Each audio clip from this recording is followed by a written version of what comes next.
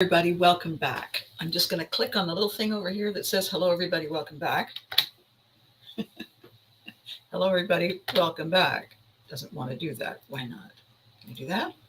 Can you do this? All right. It's not ready. You know that I mean it. So good morning, good morning. Hello, hello. How are you? How are you? Whatever time of day and wherever it is that you are watching me. I had a bright idea. And so I have my idea button. Click. Not that I'm not going to share the idea, just props. So here's the thing. Coffee.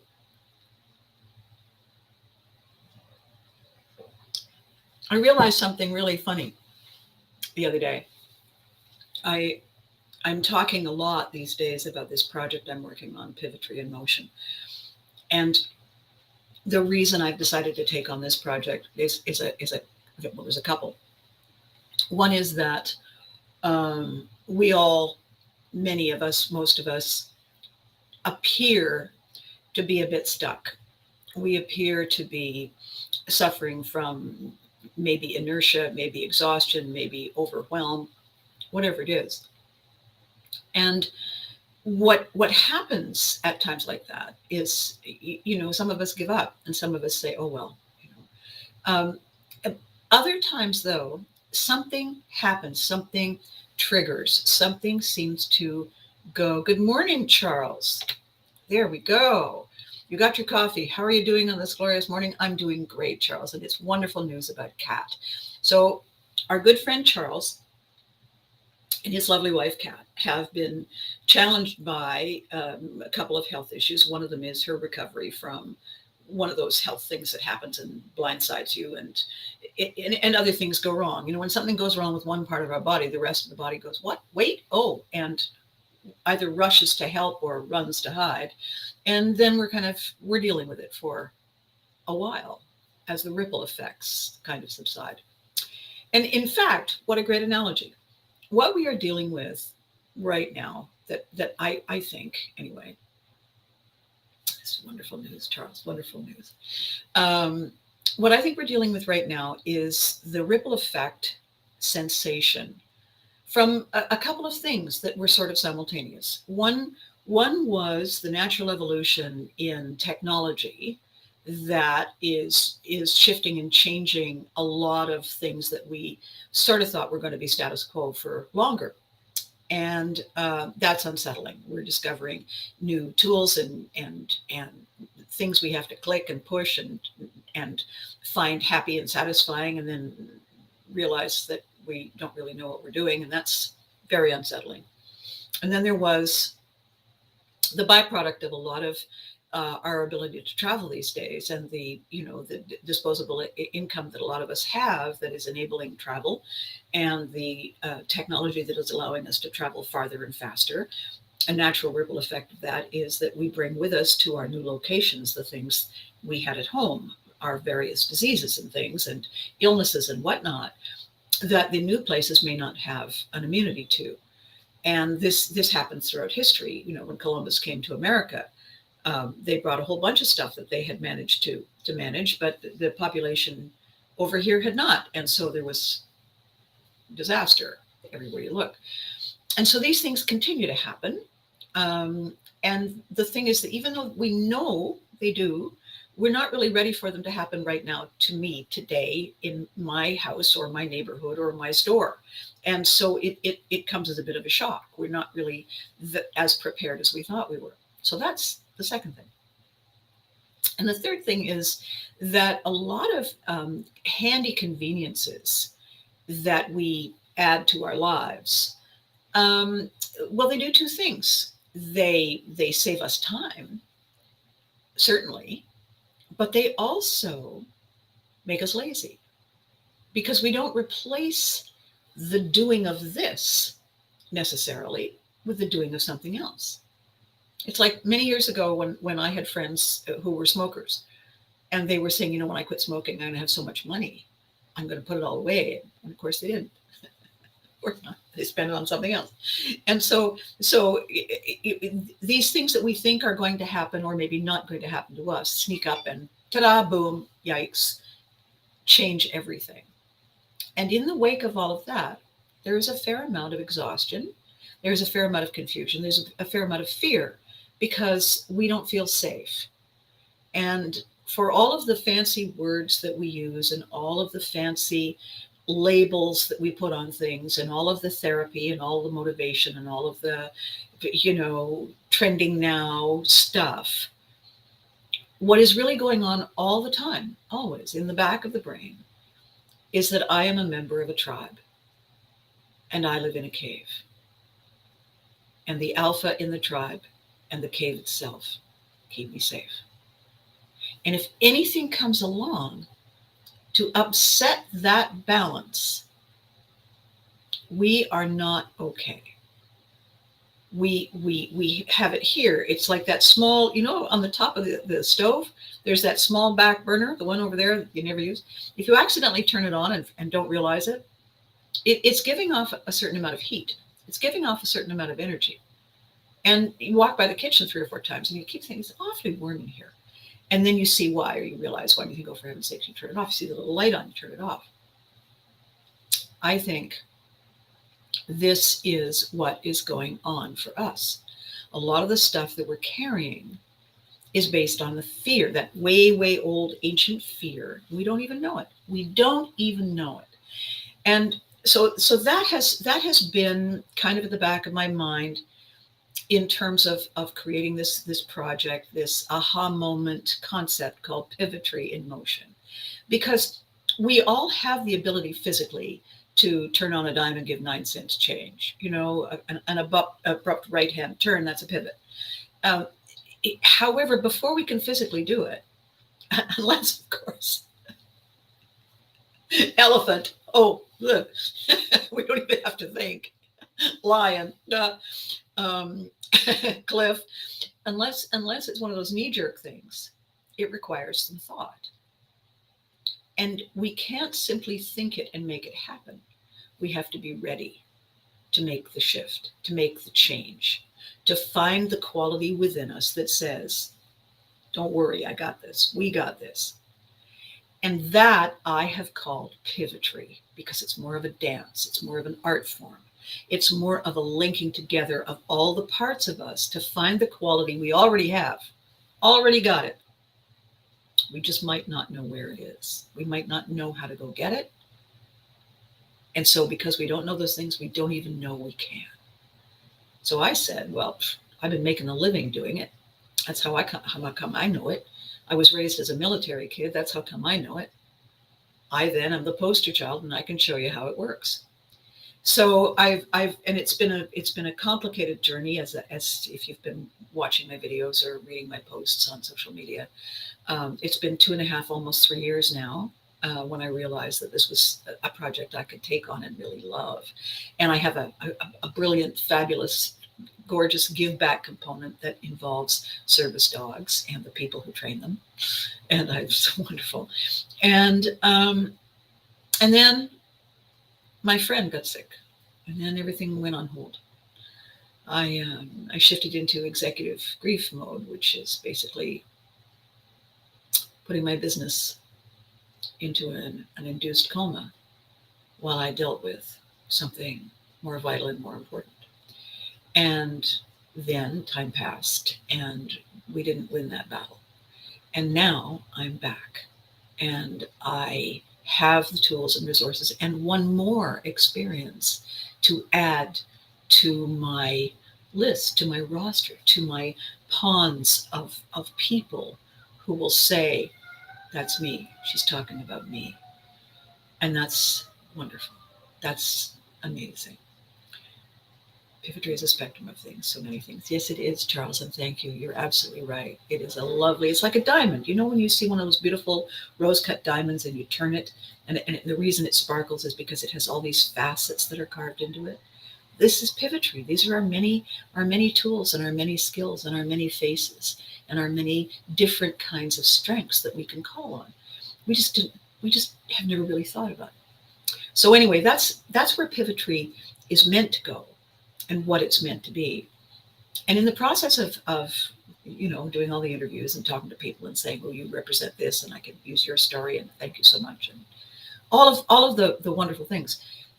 As you begin to focus on something, you see more and more evidence of it. It's like that phenomenon, the scientific name for it, I completely forget every time. When you decide you're going to buy a red car, suddenly every third car on the highway is a red car. That's not true. It's just you've suddenly noticed how many red cars there are because you're focused on it. And so I am now seeing things that that had sort of gone under my radar before. And yesterday, well, I'll just tell you. So I have a very, very famous former TV daughter. Her parents are very good friends of mine.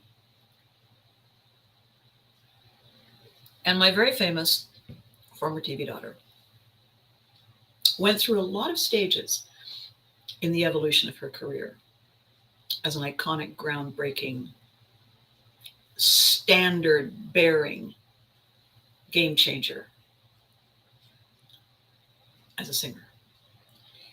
She tried different genres. She tried different looks. She tried different messages. She tried a whole bunch of things. And then as the gods smiled upon her, she came across the one that spoke to her, and she said, yes. And the rest is history.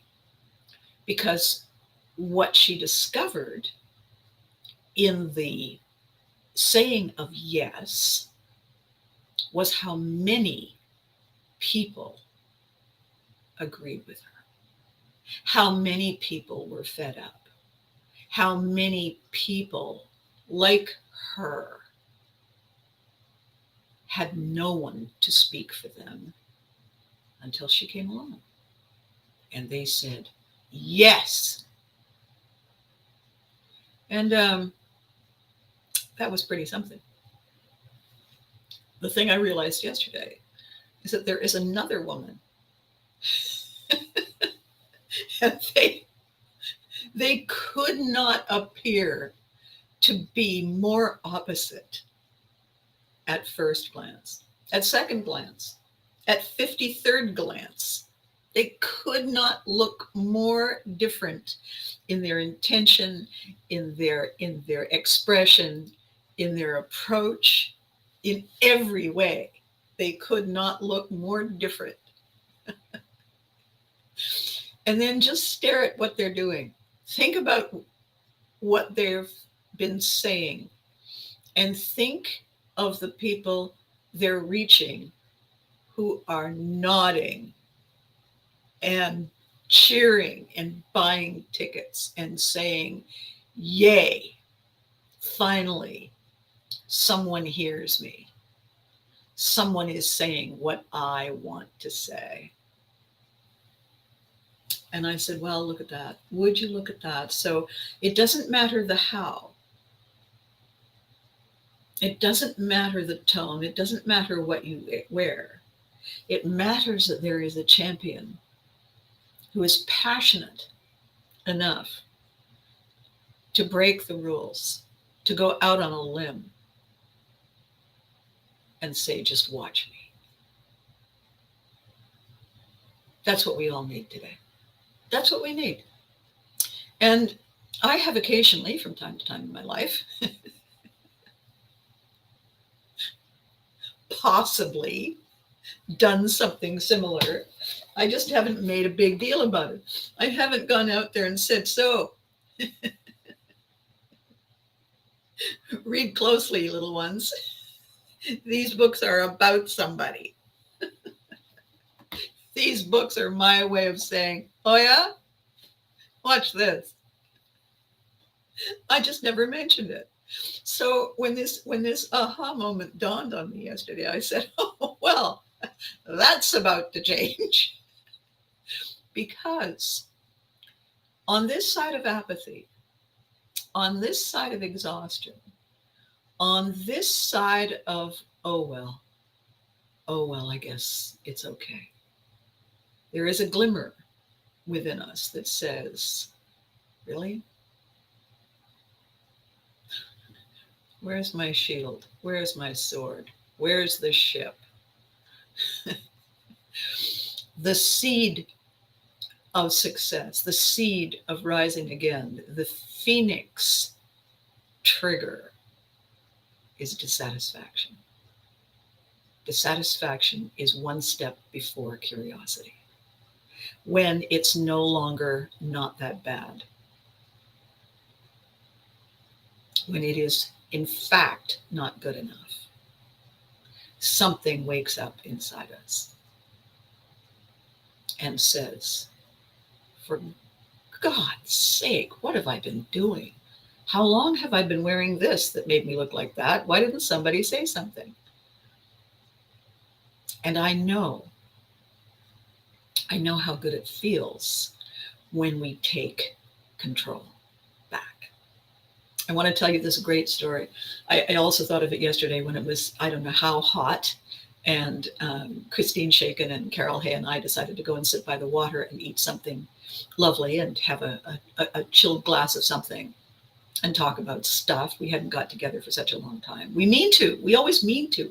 And it's usually two of us, and we keep saying we need to do all three of us again. And so yesterday we did, mostly because I was annoying.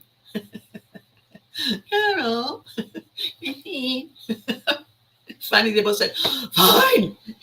And so then there we were having dinner saying, why didn't we do this sooner? And I'm sitting there, I don't know.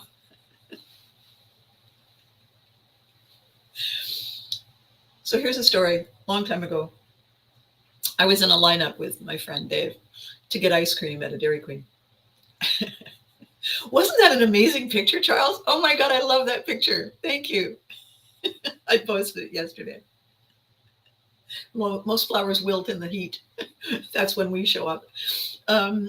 The story was this: I was standing in line at a Dairy Queen on a day as hot as yesterday, and with my friend Dave, and two people ahead of us. There were maybe, I don't know, 20 people in the line.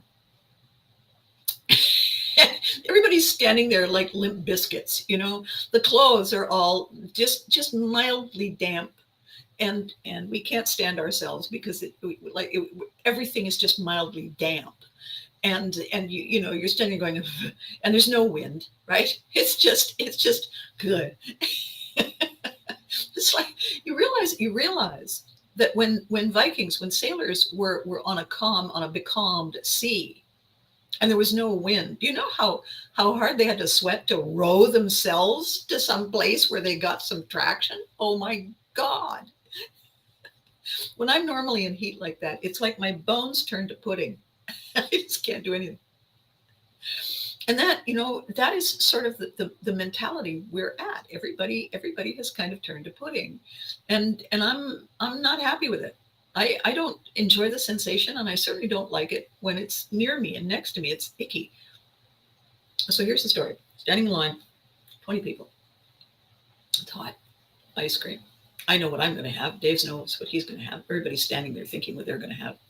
Because the minute you stand at a Dairy Queen, you're 12, right? You're 12. And then I want to have this, and I want sprinkles, and I want... So anyway, two people ahead of us was a family, mom, dad, and son, who was about 12. And I hadn't heard, or consciously, I hadn't heard anything that family might have been saying ahead of time. And it hadn't registered.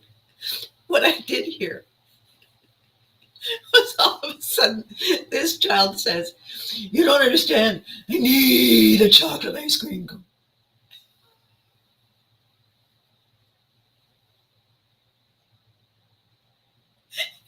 And without even thinking, I said, yes. Poor Dave.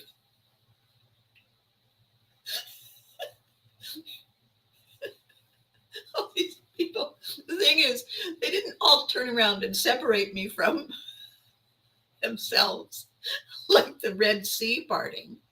They all started to laugh. Some of them cheered, a few clapped.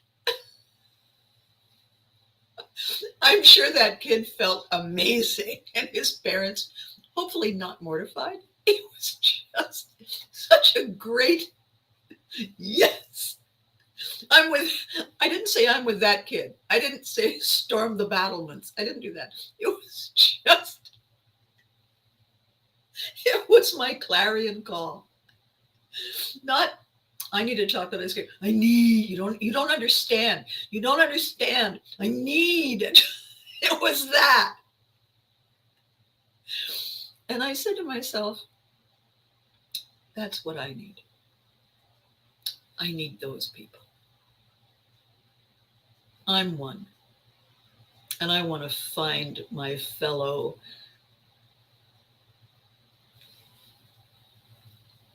people who hunger for whatever it is. I want to know who they are. And I know how to find them because I know that my terribly famous former TV daughter is a lot like me. The only thing that she's done differently is she's been a little more clear about it. She said, yeah, and I'm talking to you. I've been, kind of subtle in my attacks, sort of. But in the moment of that kind of, 5 or 6 layered aha yesterday, I realized a couple of things. I've written half a dozen stage plays. They're all about somebody. I just didn't name them. I just didn't make it abundantly clear. I didn't point to it. I didn't tell the media what I was up to. I just did it to get it out of my head and onto the page and onto the stage and cause people to buy tickets and laugh when in my own way at some point in time I said, you don't understand, I need, and because what they were doing when they bought tickets and told their friends is they were going, yes, better her than me making it public, but yes. So the thing that we don't do is we don't call people on it when they slack. They don't. And I heard yesterday as well, must have been a day full of epiphanies. What was yesterday? Yesterday was Labor Day. Well, maybe that. Right? So I heard someone say, well, it's the least I could do. And I said out loud, not maybe two, really? But I just said it to me. I didn't turn and insinuate myself into the conversation and embarrass whoever it was because I didn't know them. But I thought, really? When did that become a thing that people thanked you for? Well, it's the least I could do. It's a turn of phrase. It's a kind of I suppose it could be humility, or it could be false humility. Either way, well, it's the least I could do. I had a spare $1 million, and I said, well, it's the least I could do. Maybe that. Maybe it was the least I could do. It was the least. I mean, there is so much more. Well, if there is so much more, why didn't you do that? Really? If somebody's in trouble and there was so much more you could have done and you chose this and that's the least? Woohoo. And I thought, there's 2 words that I would use. One is really, it's the least you could do? Or dispense with really. And after they said it's the least I could do, I could just quietly say clearly. See, that doesn't accomplish anything for me other than a great moment of satisfaction when they realize they've been called out. It doesn't take it anywhere. It doesn't take it anywhere, and it doesn't give satisfaction to anyone else who feels they don't have a voice. I have a voice. Happily for everyone, I won't be using it to sing, unlike my former TV daughter and her reverse image out there. I won't be shattering the airwaves with my dulcet tones. I'll be talking.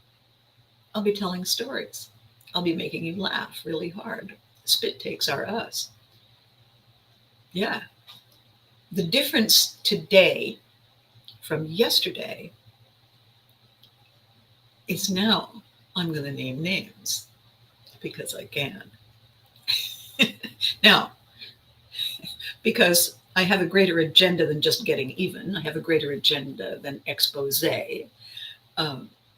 My greater agenda is providing Here, let me help you with that. To a lot of people who are in a serious way.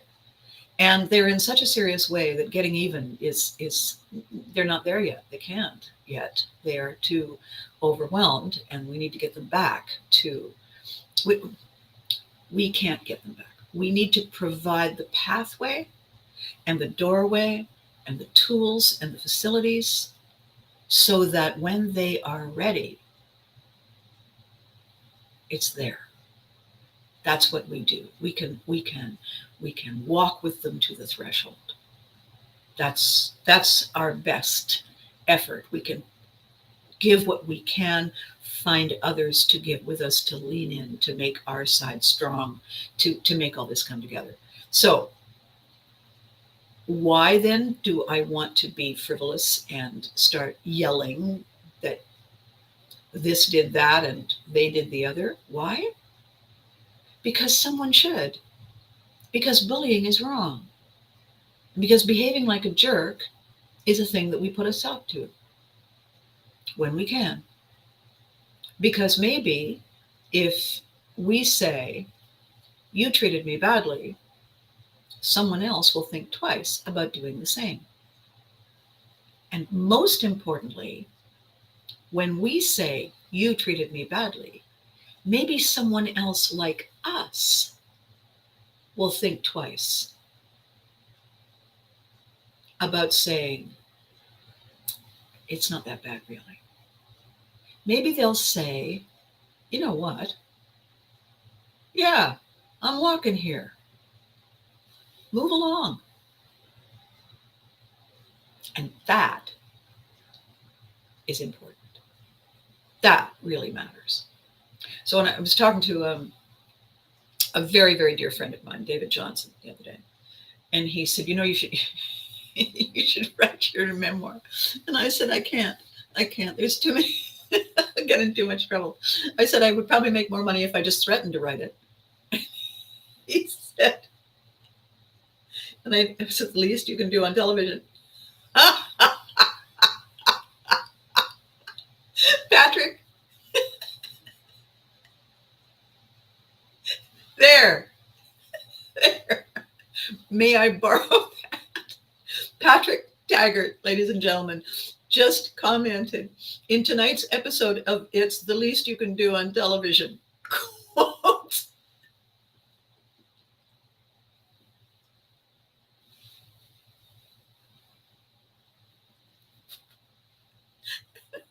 you're in the boat, there, Patrick, you're in the boat. The idea is this. David Johnson said you could change your name.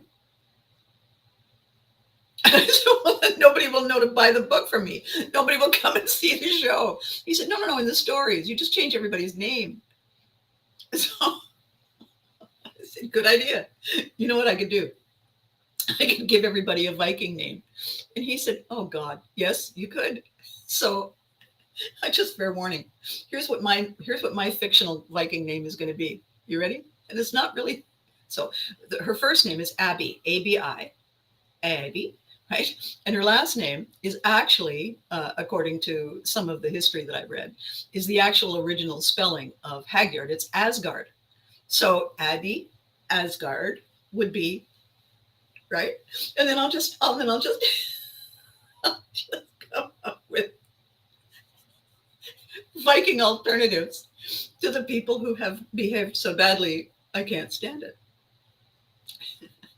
And then I will tell the stories in live shows, and I will make no bones about it, how wrong it is, so that we can all laugh, right?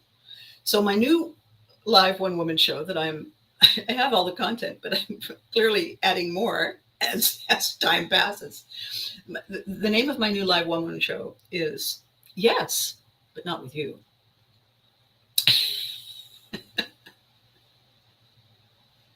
And I think the corollary to it is, and here's why. Do you have a minute?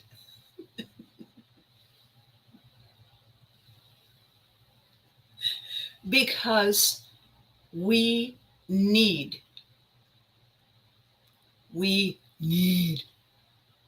that chocolate ice cream cone. It's not the Henry Ford moment, give people what they want. If you Henry Ford's famous line is, if I'd asked people what they want, they'd have said faster horses. Instead, the automobile, which technically not wrong, technically not wrong, faster horses, just not the way the public would have imagined it. So what I am going to do and to be is the famous mom to those glorious women. I am going to be that woman they have evolved from. Oh, mom is the only claim to fame you have? Well, sure, sure. Let's go with that.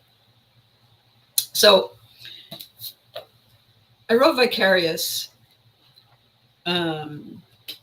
back in 2015, my first novel. By that time, I had written probably, because I was working as a writer for hire anonymously for this agency, and I wrote all kinds of stuff. And people hand you money. Can you do this? I don't know. Let's give it a try. And Patrick, I am very well, and I'm so glad you'd like to make me laugh. I hope you're well too. I wrote Vicarious because I had realized how many people were living vicariously, who were not claiming and taking and owning the things they needed and wanted. They were subverting them onto other people. And I had gone to a wedding, and a friend of mine had not been able to afford a lavish wedding when she and her husband got married, and it was the thing she'd always wanted. And so when their daughter said, I'm going to marry him, or may I marry him, whatever, she pulled out all the stops. The thing, it was crazy. It was absolutely crazy. There were 10 bridesmaids. There were 10 groomsmen. It was a lavish wedding. They got them a honeymoon of ridiculous proportions. The meal was fabulous. The music was incredible. And the thing is, setting two kids up for a life together, to give them the tools they need, to give them an amazing leg up on everything and all the challenges they might have. Maybe 6 bridesmaids, maybe, and groomsmen, and maybe not filet mignon for the wedding supper, and maybe not an around the world cruise for their honeymoon. Maybe a little less, and then put it into something for their future that they could grow and live on. And if something ever goes wrong, they've got a nest egg. But that she was living vicariously. This was her wedding, sublimated. And in show business, the number of stage moms and dads that I have had to put under my arm and carry off to the stage door and fling gently into the snow, because they were getting in the way, because they were saying, she has to have this, and she must have that, and he must do this. Excuse me. You're not the boss of this. And, when we did You Can't Do That on television, Roger had the most extraordinary hurdle to cross because, well, I joined the show 2 years in. So let's add 2 years to that, to my tenure. I had 102 children. So there's 2 years previous, right? Can you imagine how many stage parents Roger had to figure out a way to corral and say yes, but not with you? Not yes, but not with you in the room in this moment, trying to tell your son or daughter what to do. Thank you.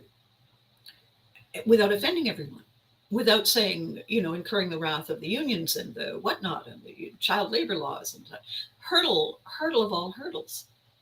His point was, this show is about children who must deal with the annoyance that parents are in charge, no matter how little they know and no matter how useless they are.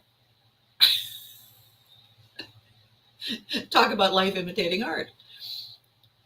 So who does get to speak out for those kids? Roger made sure that they did. Roger made sure that no one got to live vicariously through them while he was standing on the bridge.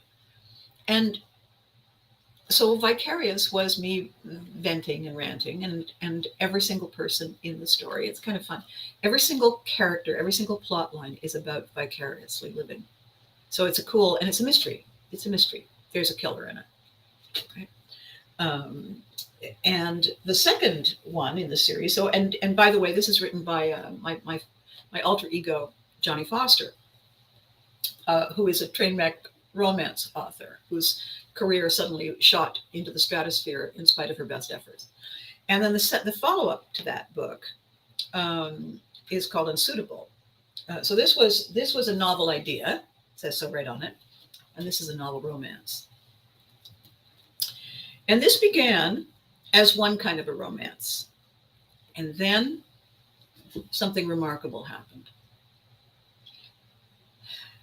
And then something else remarkable happened.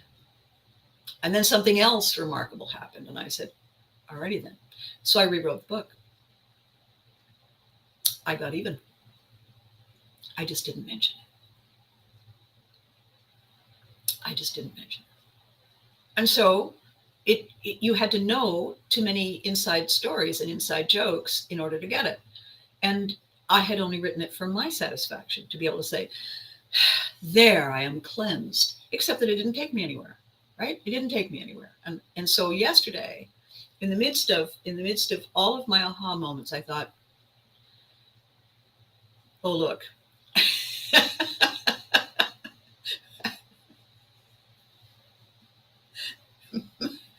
my Valkyrie godmother has just handed me a wand and a pumpkin and said, go get him, kid. And I said, ping. And now I have a carriage. I have a ship. I have a concept. I have a vehicle. And I have a goal. And I have two, not one. I have two daughters, two women younger than I, who have paved the way for me. But why get even? Sylvia, why get even? You're right. That is a selfish idea. It's hurtful because it is focusing our attention on someone else. It is elevating what they did, and it is putting ourselves in that world. And as people will often say, the longer we stay angry, the longer they own the story. You're absolutely right, and I'm glad you brought it up. The other side of this is not so much getting even, and perhaps I spoke badly. We are not challenging the gods who say, think good, think up, think positive, move forward. We are celebrating Ratso Rizzo, who said famously in Midnight Cowboy, I'm walking here. I'm walking here. And I don't have to name a name and shame them. I simply have to say, I'm telling the story. I'm walking here. This is what happened. This is how it happened. And it's not going to happen again. Not if I can help it. And that breathes new life and new excitement and new magic and new determination and new energy and new purpose and intention and faith and belief and pride in someone who found herself asking, why don't they like me?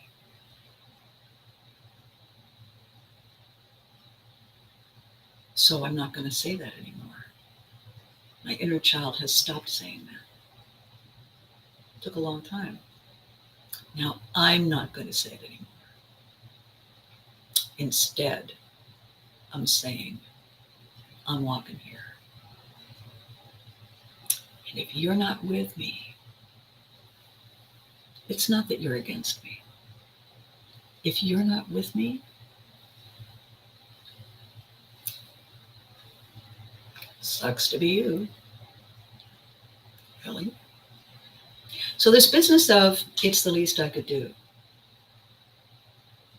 Back to the point, back to the question. It's the least I could do. Really? Good point. So long. Angry, I get it. I'm walking here. Got it. Have you seen, Sylvia, have you seen that moment in Midnight Cowboy? I've talked about it before. And I'm going to say it again because it's the most wonderful thing. So it's a moment that is iconic. It's also a moment that was an accident. And it's one of those lovely, you seen it? So for the others, I'm going to tell them. So the scene is in Manhattan, and they're crossing Fifth Avenue. And so a million cars, a million yellow cabs, lots of horns honking. And John Voight, who is the Midnight Cowboy, and Dustin Hoffman, who is the homeless, handicapped, not physically well, Ratso Rizzo, the kind of downtrodden.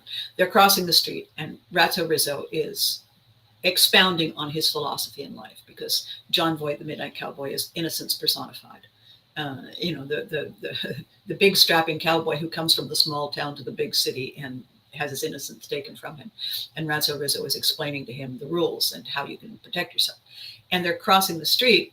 They have the light. They're crossing the street. So there's all these cabs. Well, of course, they're not just cabs driven by cab drivers. They're driven by stunt drivers, right? And so the film is on them. And one of the stunt drivers, his foot just slipped off the brake. And immediately he got it back, but he just slipped off the brake, probably a hot day. And so the cab inched forward, but it was the cab right in front of Dustin Hoffman as he was walking. And so without breaking character, without even breaking a beat, without breathing, he's a blah, blah, blah, blah, blah. Bang! He smacks the hood of the cab with his hand. Bang! He says, I'm walking here. And then keeps talking.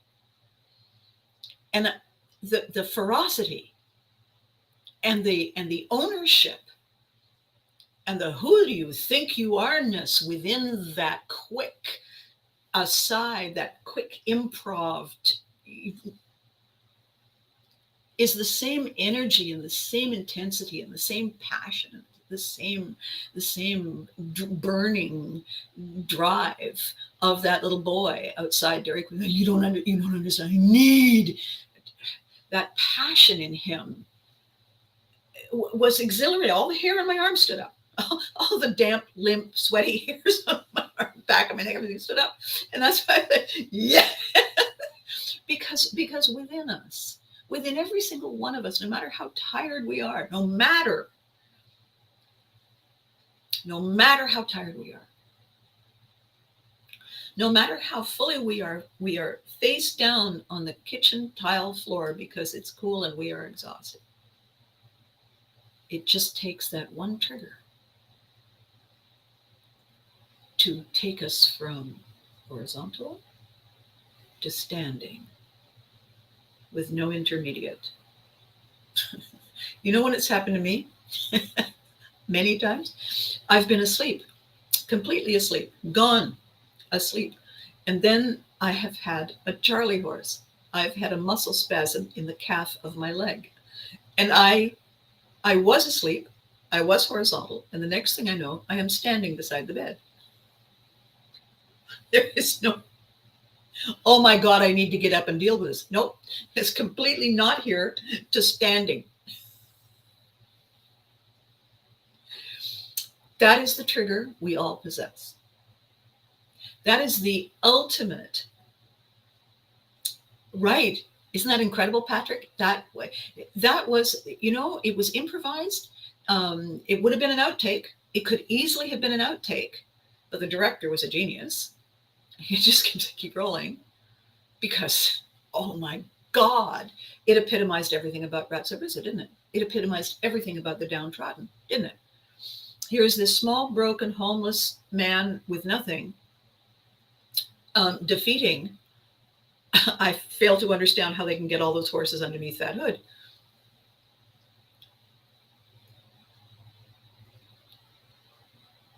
I'm sorry, I'm just reading Patrick's thing. Yes, yes. It's brilliant. I'm going to, Patrick, with your permission, I'm going to read it. Patrick is saying, because he's just had his aha about the midnight cowboy moment. Kind of like if you're drawing a design and your hand slips, just repeat the slip up and make a cool pattern out of it. Serendipity? Maybe. A mistake shows you something you wouldn't have consciously planned out or seen otherwise. Possibly serendipity? Possibly. Possibly the God saying, oh, for God's sake, nudge. There. Oh, good. Oh, she saw it.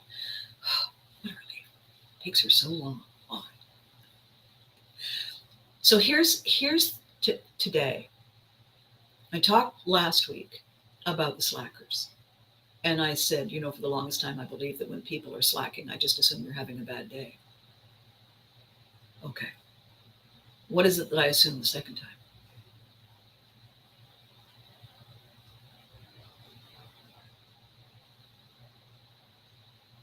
How can I assume it a second time? Oh, I'm letting them get away with it? Why? The least you could do is what I deserve? Well, apparently it was. Apparently it was. If I didn't say, I don't think so. When I had my ahas yesterday, I was having dinner with my two fabulous friends. And I said, my grandmother, whom I occasionally channel, oh my God, my grandmother, me, and those women, there's the lineage right there. My grandmother was very famous. My dad used to tell this story because when it happened to him, he discovered later through my mother that it had happened to every young man my mother had brought home to meet her mother. So my grandmother was from a very wealthy family. My great-grandfather owned a China manufacturing enterprise in the north of England, in Manchester. And so my grandmother was well-to-do. The size of their home, here's an example. The size of their home was such that when the war came, they, and most of their children had grown, the government said, you no longer need this property of this size. We're going to confiscate it and reimburse you. It was turned into a hospital. That's how big their home was. That's how big the family estate was. So my grandmother had left home after her mother died, thinking that while she had been the head of the house while her mother was sick and then after her mother's death, she was thinking that her father was showing signs of wanting to remarry. And she couldn't stand the idea of an emotion. So she came with chaperones and whatnot to Canada with another young person, a man who they thought they might marry, and they eventually did. And their only significant error was the land they bought, thinking they would be gentlemen farmers, was in the Dust Bowl of Saskatchewan. Things kind of went from there. And eventually my grandmother said, I can't do this anymore. No, I choose not. I could. I choose not. It is not for me. It is not of me. I'm moving on. And she moved away from that area. One of the things she famously did when my mother would bring some young man home to meet and qualify, she would at some point in the stilted and stuffy evening, while the young man was talking and trying to, qualify, she would suddenly stand up and say, I'll say good night now, young man. And the young man would oh, yes, of course. And he would stand up and he'd say, you're turning in early, are you? And she would say, no, you're leaving.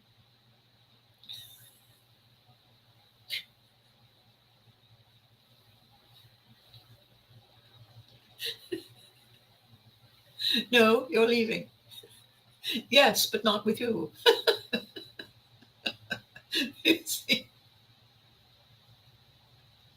You can see the path.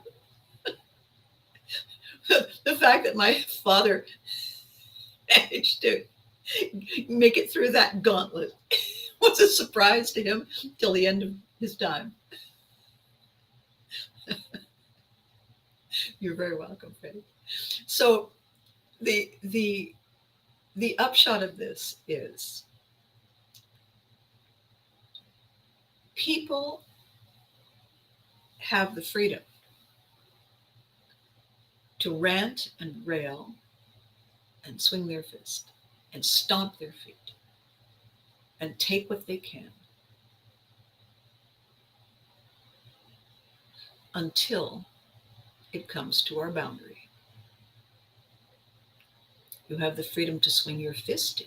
That freedom stops this far from my nose.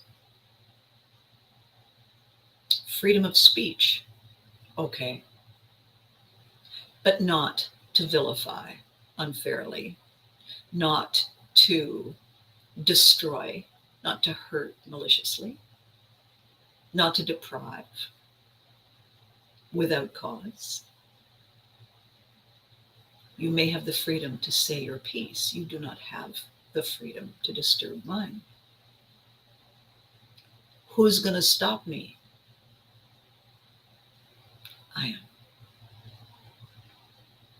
I am. Yeah, you and whose army? Me and mine. Because we, those of us who have decided that it's no longer not that bad, have decided to clear up the mess, reestablish the boundary. And suddenly, for the first time in a very, very long time, find reasons to smile.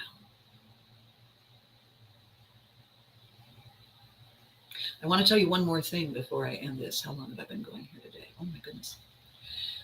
So the other thing I did early on yesterday, I've been going through old TED Talks. I've been going through documents that I have because as I have been pulling together this pivotary concept, it has become clearer and clearer to me that I've been talking about it. I've been talking around it.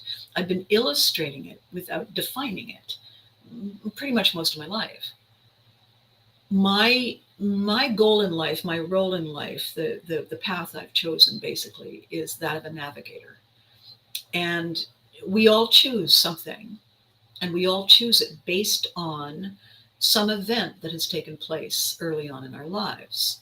This is a thing I know to be true in having had very lengthy and lovely conversations with a couple of therapists who are clients of mine, former clients of mine, whose books I've ghosted or edited or curated with them. And it's this, that when something significant happens to us at a pivotal point in time, we continue to revisit it, not so much as touching a bruise or picking at a scab, but to find a way to correct it somehow, to override it, to become an expert at the thing that surprised us, that showed us a path. It's a crossroads moment in lives. It's a pivotal moment in lives, and it's pivotal according to these experts. It's pivotal mentally and emotionally, and it is also energetically. We are wired now to correct it. We are wired to address it. We are wired to become good at it. We are wired to overcome or redefine it, because it was the thing that caught us by surprise. Now, the story of my life, very quickly, because look at the time, oh gosh, the story of my life that matters the most in this particular story, in this moment, as we're talking about taking ours back, is this. As a military child, I had no opportunity to learn how to go where I needed to go. The military did it for me. I was not out of that influence until my early 20s. I was not given an opportunity. The path was not open to me to test the waters, to make the mistakes, to learn from the mistakes and get it right and get gooder at it. with each time I tried.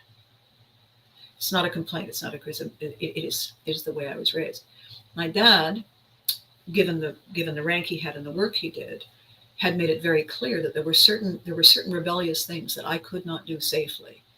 When you go to Europe, you go to other countries, you go to areas where you probably shouldn't go. Mm-hmm.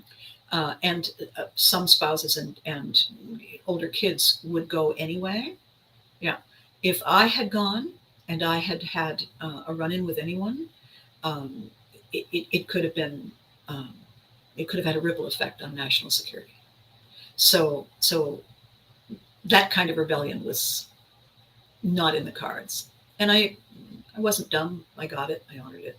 And I also knew, because he also made it very clear, that the kinds of people who would do things like that were cruel and ruthless, and I could get hurt. And that, scared obedience into me, I guess, if nothing else would. So there was that. And then the other thing that is part of my upbringing was the fact that my parents separately had issues, and their physical issues that they dealt with, that they struggled with, that ultimately overcame them, made it, I was going to say virtually, but it wasn't virtual, made it impossible for them to navigate for me. There were times when they simply could not. Lots of times they were amazing. Lots of times they taught me and they showed me and they guided me, and it was amazing. But there were times when they were literally absent without leave. They were gone while they had to deal with their issues.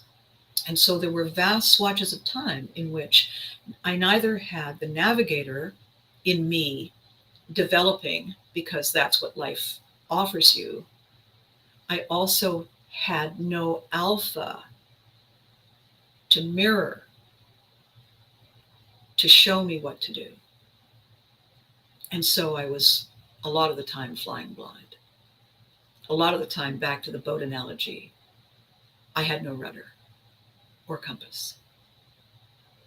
I had the wind, and I had the will. And that's how I got where I needed to go. So because I know these things and have lived them, I'm a razzo rizzo, I think, in some ways. I am the person who has paid the dues, who has said, I know how it feels, and I'm not going to take it anymore. And I'm going to call out those who think I should, because it's convenient for them. Because really, that's all this is. One of the things in my show, in my one-woman show, yes, but not with you. One of the things I'm talking about is the kind of person who says, I'm here, aren't I?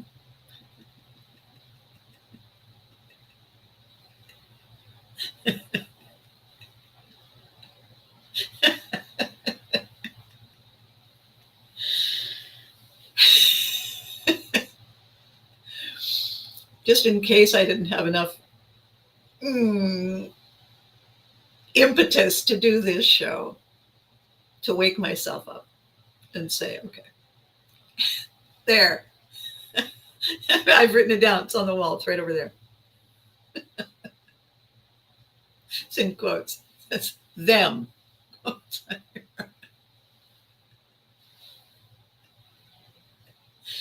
So the episode today, on this first video of September, at this time when we're all making plans to get started again, to get back at it, to get back at school, to get back at that fitness thing, that class we were going to take, that diet that didn't work, is this.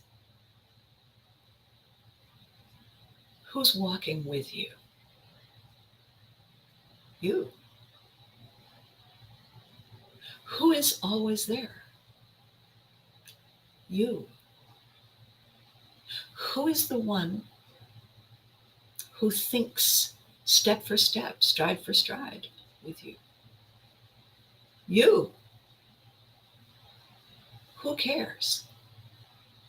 You.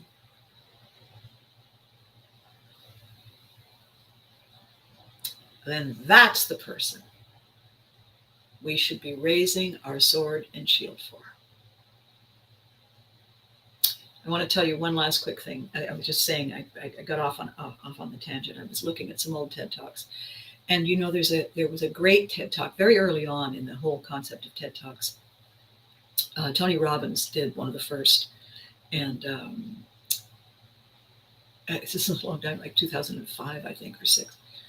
And he was talking about his turning point. He was talking about that moment for him that woke him up to his oh. So they were poor, and it was Thanksgiving, and something had happened. And back in those days, when he was young, his father was the provider for the family. The mother was a stay-at-home, I think. In any case, the understanding Tony had at the time, he was very young, was that this particular Thanksgiving, he was very young, there was no food to speak of. And Tony's mother had made it clear that it was the father who had failed the family to find a way to provide that. In the midst of that happy exchange, there was a knock at the door, Tony says. And when his father answered the door, it was someone from an organization that was giving food to people who didn't have a meal for the holidays. And that further incensed Tony's father, who slammed the door. Because not only was he feeling bad, but now somebody was making it clear in thought, word, and deed that he was a charity case, which to him was the ultimate in loser. And his rallying cry, as long as Tony had known him, was, strangers never give you anything. You have to take it. You have to do it yourself. That was the story that Tony had been raised by. And what he was saying in the TED Talk was this: that day, I learned something. And here's what I learned. My father got the story wrong.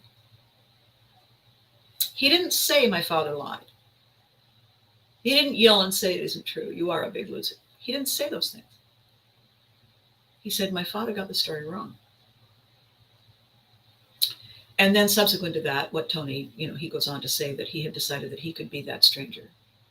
And when he was old enough, he was going to find a way to raise the money so that he could feed somebody at the holidays. And ultimately, it was one of the things that he had set himself as a goal to reach, and he did.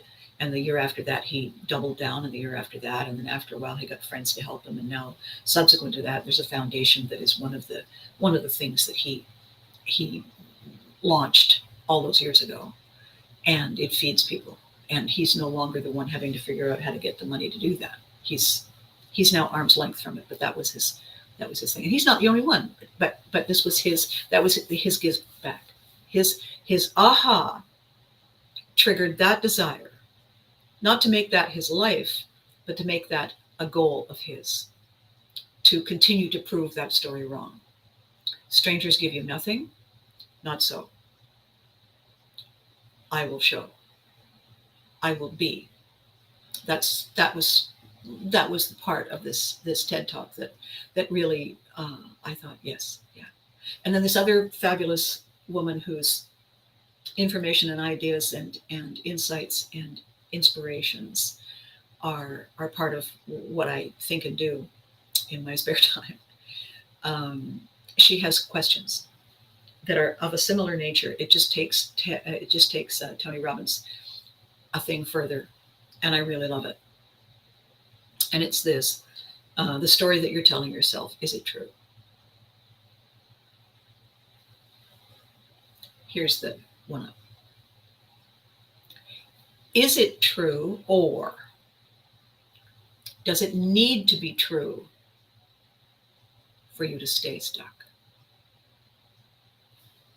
So what she is saying is the story that was told to you, is it true? Or are you still telling the story? Because true or not, it validates your decision to do nothing, to let it go. Does it give you permission to say, this is the least I can do?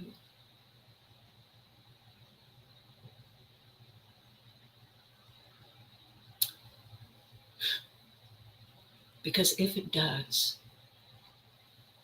says Abby Asgard, what is wrong with you? Are you listening to you? What are you telling people about you? What instructions are they taking away when you say, oh, it's not that bad?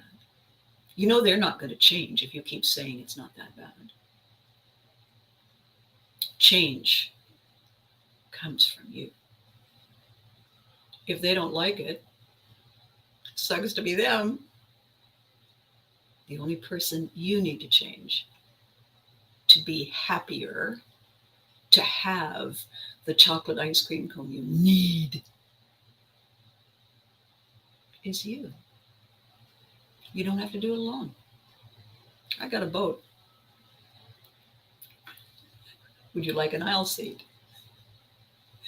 So the first thing we're going to do as we move forward is I'm going to do this one woman show.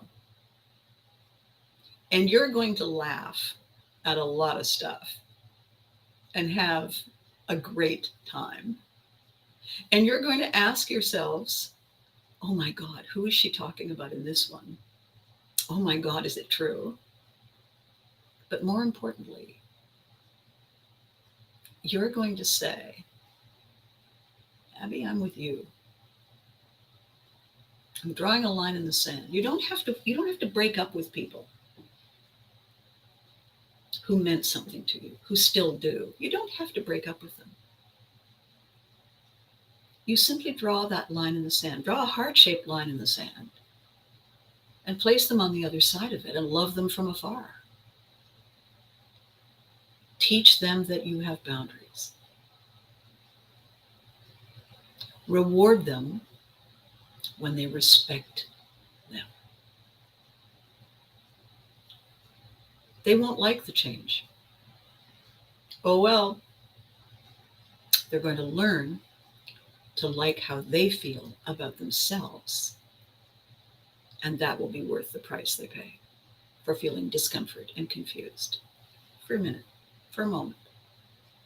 So I give you my permission the next time you hear someone say, meaning well or not, it's the least I could do. Really?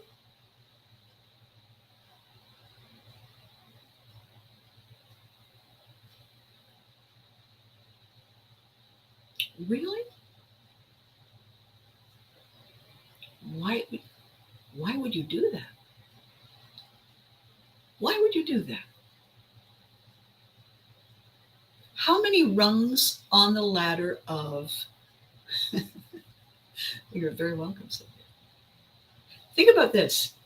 You know, I do this thing. I don't say how are you, because people reply good and you, and then I want to hit them because they're not listening. It's a thing, you know. Oof, oof. Okay. I say to people, on a scale from 1 to 10, how's your day? Oh, they have to think, and then they have to answer me because it's specific. It's a number. Math isn't a philosophy. It's a number. Okay. All the math people who know it's a philosophy, I didn't mean that. You know I didn't mean that. So on a scale from 1 to 10, how's your day? Not how are you, how's your day? Here's the corollary. You ready? On a scale from 1 to Ratso Rizzo,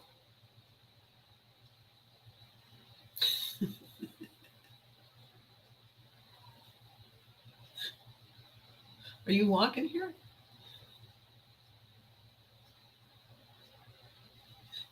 See how that plays out. See how that makes you smile. I've got Sylvia smiling. That's a pretty good thing. All right. That's enough for today. I have more coming, but it's an hour. I got to stop. Actually, it's an hour and 10 minutes. Be good to you. Draw the boundaries. You know why? Because someone must. And the someone is you. And I'm there cheering you on. I am. I'm right here cheering you on. You're welcome, Sylvia. And you're welcome, all of you. And after you've decided to be good to you, because you deserve it, remember to hug your loved ones. Remember to hug your loved ones. They really love you. And you need to thank them and tell them, you did good. I'm grateful. All right? Thanks for watching. You make this worthwhile. You make it all worthwhile. And I will see you on Thursday. And you know what it's going to be on Thursday? Episode 180. Can you believe that? 180 episodes in spite of everything. 180 episodes. I can't wait. Can you? All right. Check you later. Bye-bye.